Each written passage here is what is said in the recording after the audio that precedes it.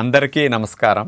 June 21వ తేదీ అంతర్జాతీయ యోగా దినోత్సవ సందర్భంగా మనందరం కార్తీక మాసం ధనుర్మాసం లాగా జూన్ మాసాన్ని యోగా మాసంగా గుర్తించి నెలంతా శారీరక మానసిక ఆరోగ్యాన్ని పెంపొందించుకోవటానికి నిజ జీవితంలో యోగాను ఒక భాగంగా చేసుకుని అందరూ ఆచరించాలని మన ప్రధానమంత్రి శ్రీ నరేంద్ర మోడీ గారు మరియు ఆంధ్రాను యోగాంధ్రగా మార్చాలని ఆంధ్రప్రదేశ్ ముఖ్యమంత్రి శ్రీ నారా చంద్రబాబు నాయుడు గారు ఇంటింటికి యోగా చేరాలని సంకల్పించారు.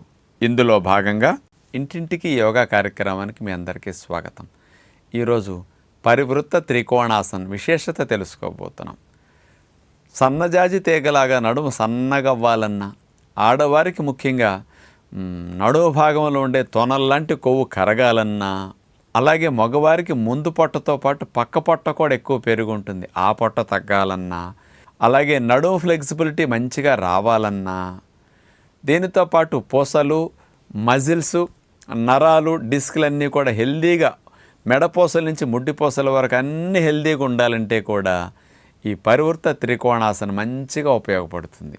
మెడ నొప్పులు, నడుము నొప్పులు లేని వారికి రాకుండా చేసుకోవడానికి, వచ్చిన వారు తగ్గించుకోవడానికి బెస్ట్గా ఉపయోగపడే ఆసనాన్ని చూద్దాం. ఇప్పుడు పరివృత్త త్రికోణాసనం అనేది ఎలా చేయాలో చూడబోతున్నాం అన్నమాట. ముందుగా మనం స్ట్రైట్గా అట్లా నుంచున్న తర్వాత రెండు కాళ్ళ మధ్య ఒక 2 అడుగులు 2.5 అడుగులు వ్యత్యాసం వచ్చేటట్టు దూరం జరిపేసి అలా నుంచుంటాం అన్నమాట.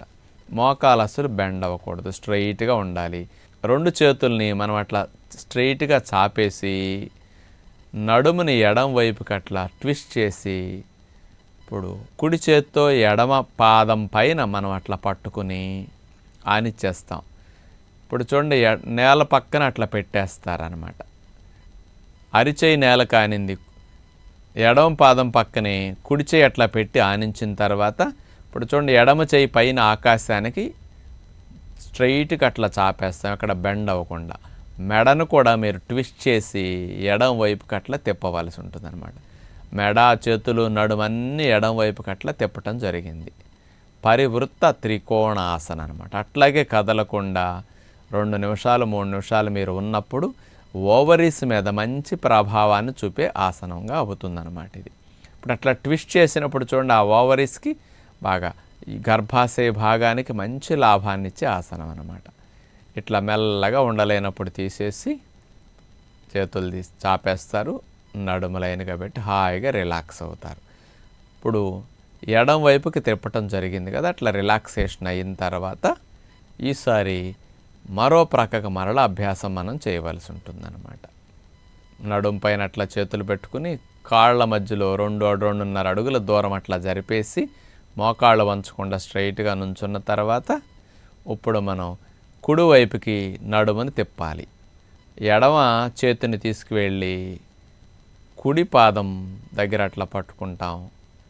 నిదానంగా చూడండి, ఎడమ అరిచేయి నేలకు అట్లా కుడి పాదం పక్కన అట్లా ఆనిచ్చేసేసి మెడను ట్విస్ట్ చేస్తాం.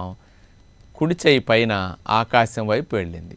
మెడను కూడా కుడివైపు అట్లాగే తిప్పి పైన చేతిని చూస్తూ మెడను అట్లా తిప్పేస్తాం అన్నమాట.